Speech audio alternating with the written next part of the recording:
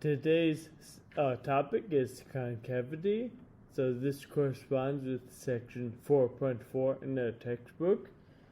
So concavity again is going to give us more accurate sketches of graphs. So in the last section, we were making possible graphs based upon some given points and increasing, decreasing behaviors. Now with concavity, we know how something increases or decreases. Is it increasing at an increasing rate, or is it increasing at a decreasing rate? So the two types of concavity that we have are concave up and concave down. So concave up, a little bit like that. And concave down, a little bit like that.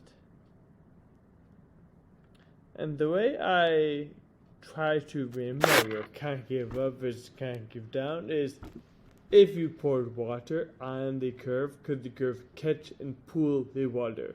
So concave up, you go pour water and it would kind of pool all in here. Concave down, you poured water and it would run up the sides.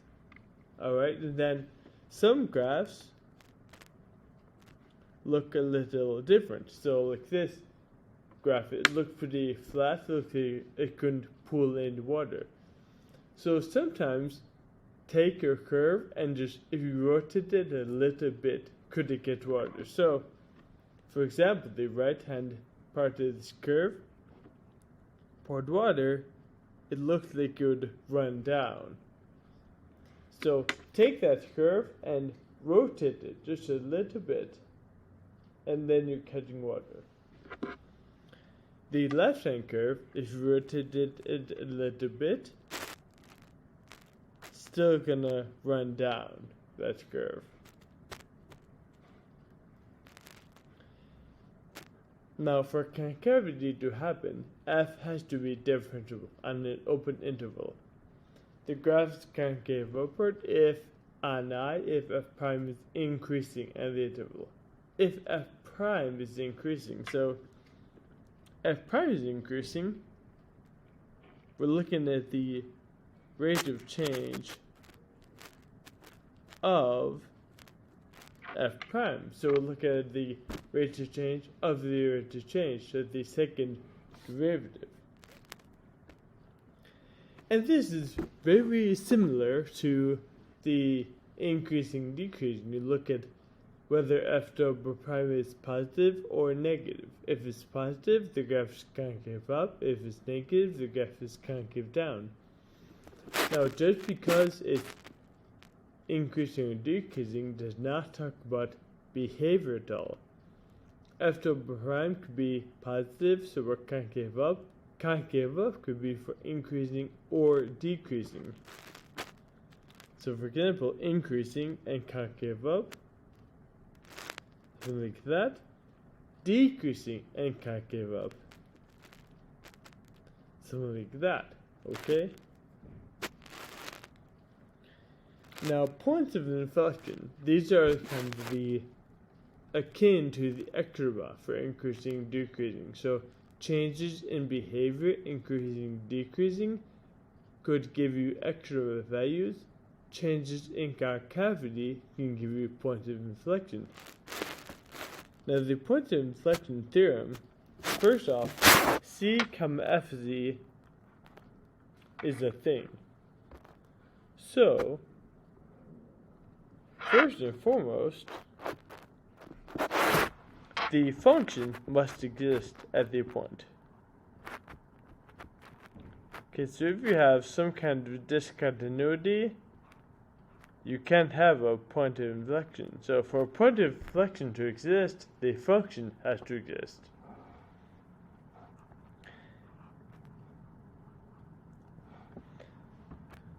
Now remember, there's a little different than critical numbers, maximums, minimums.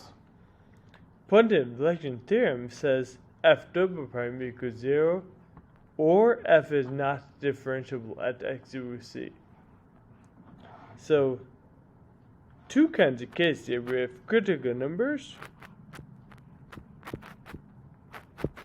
That is where f prime equals 0, or f prime does not exist. And then we have points of inflection.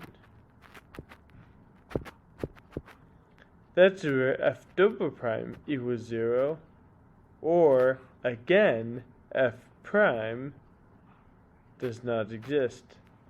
So there's really some similarity between these. We have critical numbers deal exclusively with the first derivative, points of inflection with the second, and also the first.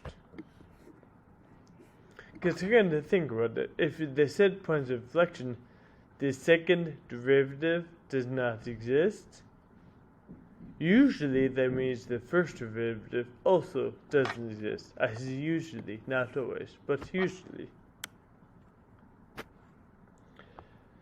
So let's look at example A. Determine open intervals at which the graph is concave up or down, and state any points of inflection.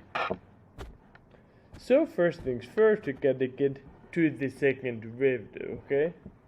So let's take the first.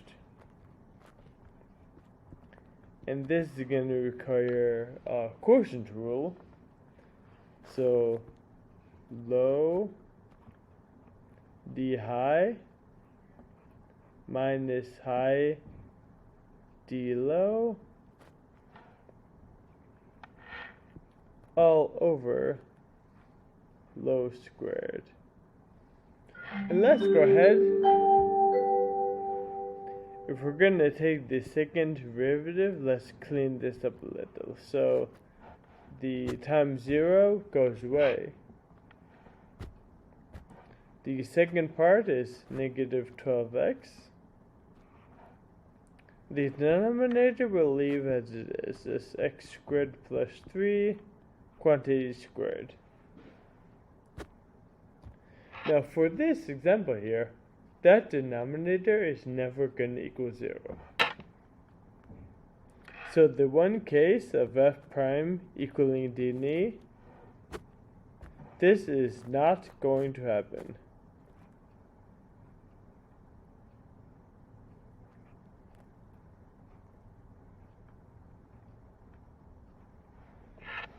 So we'll go to the second derivative, find what that equals 0, because the first derivative is never not going to exist. So let's go for second derivative. A quotient rule again. So low d high minus high d low. And d low is going to take a chain rule for this. So bring the 2 down, leave the inside alone, times it by derivative of inside. And this is all over low squared. So at first glance, this is kind of gross. It's fair. Let's work on simplifying it down a little. So there's a quantity x squared plus 3 in every term. So get rid of 1, get rid of 1, get rid of 1. These two here, 2 into x, combine to 4x. So kind of work to simplify this down. Let's do the negative 12, distribute that in. So negative 12x squared minus 36.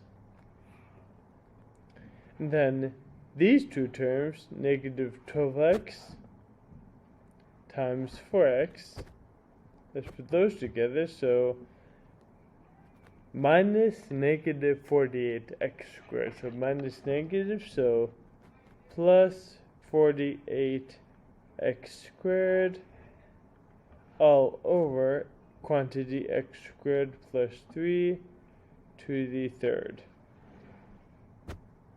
Combining more like terms, negative 12x squared and 48x squared. Those combine to be 36x squared. And because we want the second derivative to equal 0, we'll just take our numerator. So we want the second derivative to equal 0.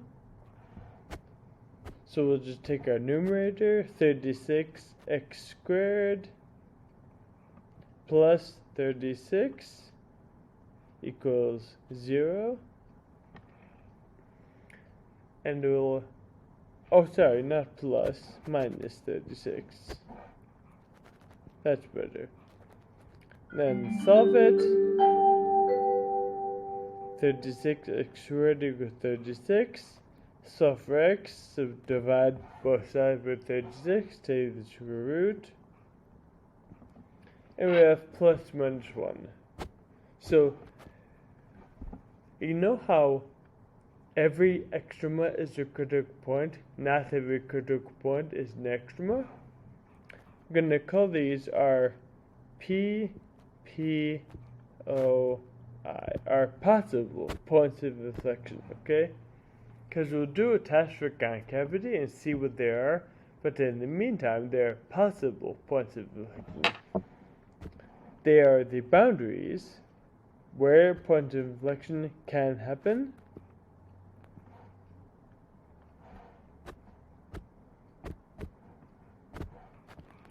So we have x equals negative 1 and x equals 1. So then choose numbers between those and set those. Easy numbers, okay? So like negative 2. Plug that into the second derivative because we want to measure the rate of change of the derivative. So plug it into the second, plug it into the, look back at the fraction back here. And just looking at the sign, is it positive or negative? So plugging in negative 2, that would make the numerator positive.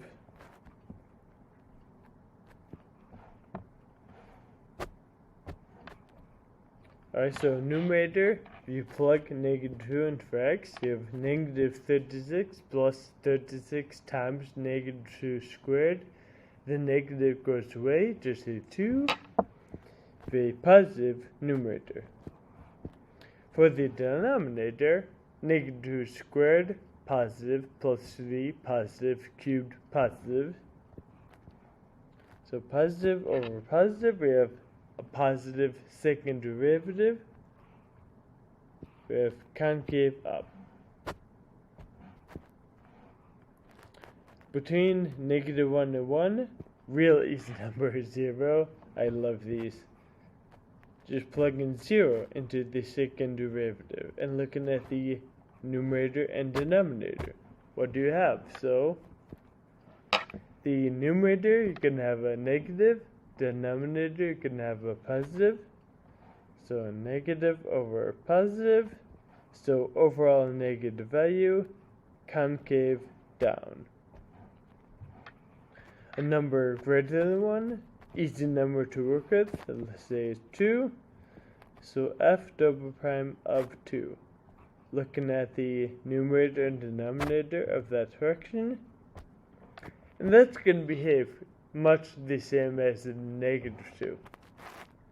Positive over positive, so overall concave up. So you see how this has some real similarities to the increasing decreasing intervals using the first derivative. Okay, so it's for a different evaluation of a property, but the same general process. So let's then answer the question that's being asked. So fx is concave up from negative infinity to -1, and from 1 to positive infinity. Fx is then concave down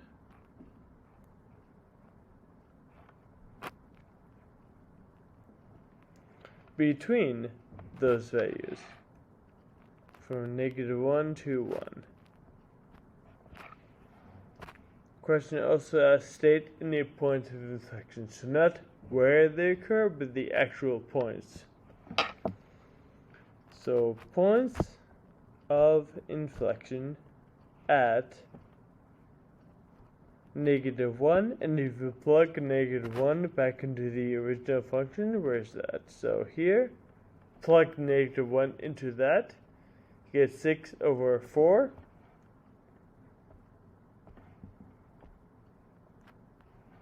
Which is 3/2. And a positive one, plug +1 into your original function, 6/1 squared plus 3, 6/4, 3/2. And we have point of inflection at those points because f double prime of x switches signs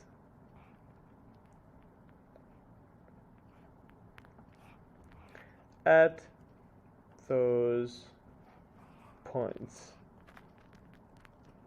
Notice I didn't say because fx changes concavity. I said f double prime switches signs.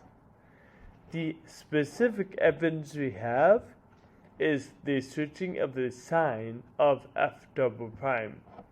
The switching of those signs implies a change in concavity, but the direct evidence we have is the double prime positive to negative, negative to positive. So that tells us that concavity changes, but the actual evidence we have right here is the sign switching, okay? So take a look at the examples B and C. Real quick, curve sketching. Now we have kind of more information on how to make these. So f of 0 equals 2. Go ahead and plot that point. So f of 0 equals 2. F prime is greater than 0 for all x, so we have increasing behavior. F double prime is negative for all x, so we have concave down. So a curve going through that point, increasing everywhere, concave down everywhere.